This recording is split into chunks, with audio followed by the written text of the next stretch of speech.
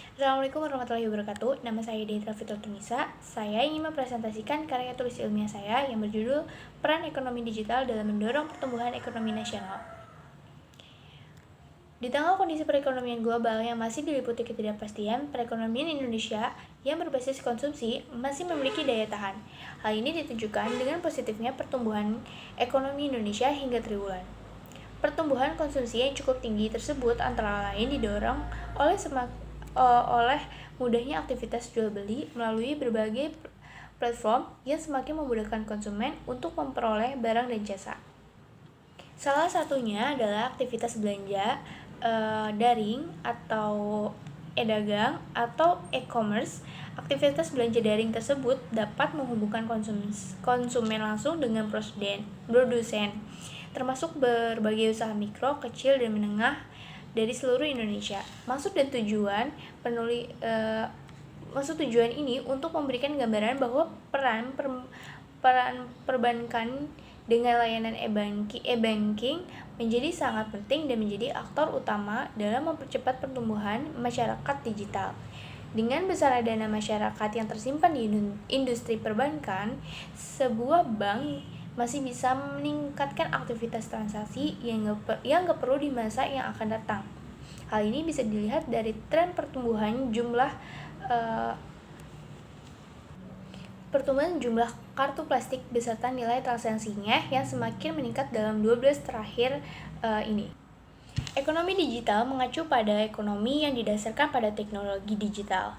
Meskipun memahami ini sebagai pelaksanaan kegiatan usaha melalui pasar berdasarkan pada internet dan World Wide Web. Penggunaan informasi untuk berinteraksi dan berkomunikasi dalam dunia global, ekonomi teknologi tinggi. Ekonomi digital memungkinkan dan melakukan perdagangan barang dan jasa melalui perdagangan elektrik di internet.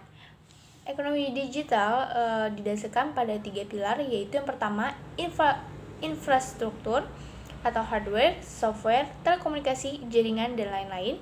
Yang kedua, e-bisnis atau proses yang organisasinya melakukan melalui jaringan komputer dimedisasi. Dan yang terakhir, e-commerce atau transfer barang online. Rumusan masalahnya yaitu bagaimana untuk merubah menjadi ekonomi digital dan bagaimana mengatasi resiko yang diakibatkan adanya ekonomi digital, khususnya di sisi stabilitas sistem keuangan, sistem pembayaran, cybersecurity, integritas dan keamanan transaksi keuangan, serta perlindungan konsumen. Dan yang terakhir, rumusan masalahnya itu bagaimana perkembangan e-commerce Indonesia. Metode penelitian ini digunakan adalah penelitian kualitatif di mana data diambil dari badan yang independen. Apa sih yang dimaksud dengan ekonomi digital?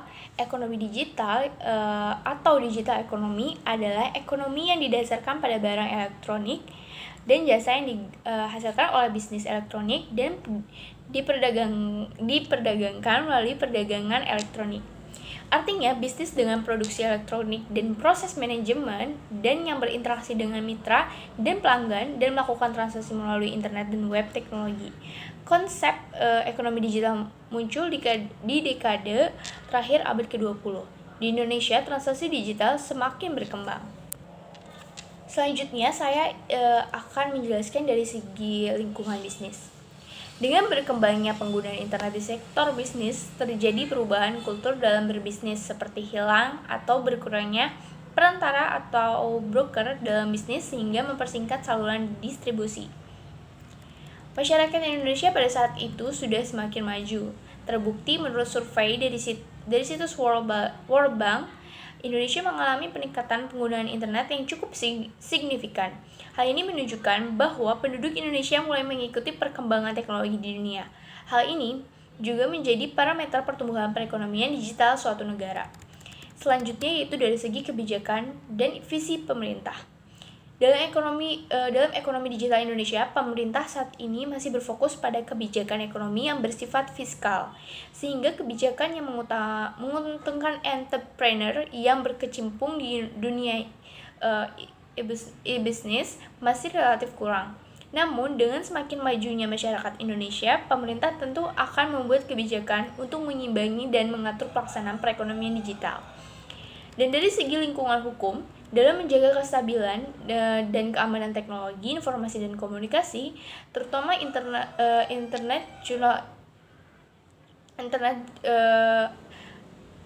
Departemen Komunikasi dan Informatika Republik Indonesia membentuk Indonesia Security Incident Response Team on the Internet and Infrastructure yang bertujuan untuk mengimbangi dengan kesiapan infrastruktur strategi untuk minimalisir dampak negatif dari jaringan internet di Indonesia. Selanjutnya itu dari segi konsumen. Jadi walau perkembangan penggunaan internet di Indonesia mulai meningkat, tidak menjamin banyaknya jumlah konsumen dalam transaksi ekonomi digital. Hal ini disebabkan masyarakat Indonesia lebih banyak menggunakan internet untuk bermain game atau bersosialisasi dengan jejaring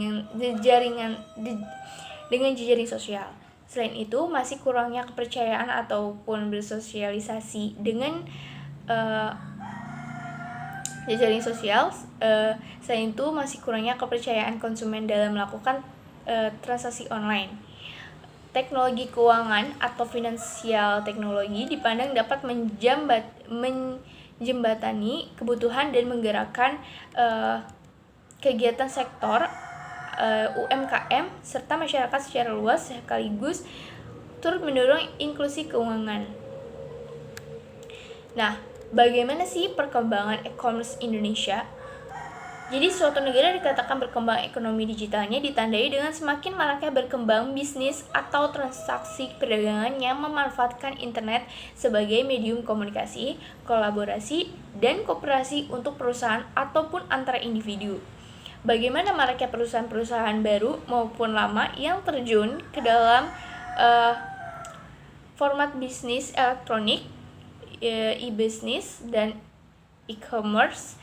Dengan semakin banyaknya perusahaan-perusahaan baru maupun lama yang berbasis e-business atau e-commerce, ini tuh menyebabkan semakin banyaknya persaingan. Jadi untuk dapat bertahan dan memenangkan persaingan ini, para pemain perlu memahami karakteristik dari konsep yang menjadi landasan, karena sangat berbeda dengan ekonomi klasik yang selama ini dikenal. Tidak jarang bahwa perusahaan harus melakukan transformasi bisnis, yaitu merubah model bisnis agar dapat secara optimal bermain di dalam arena ekonomi digital. Bagi perusahaan baru, yaitu startup company, untuk terjun ke bisnis ini biasanya lebih mudah dibandingkan dengan perusahaan yang telah lama berdiri.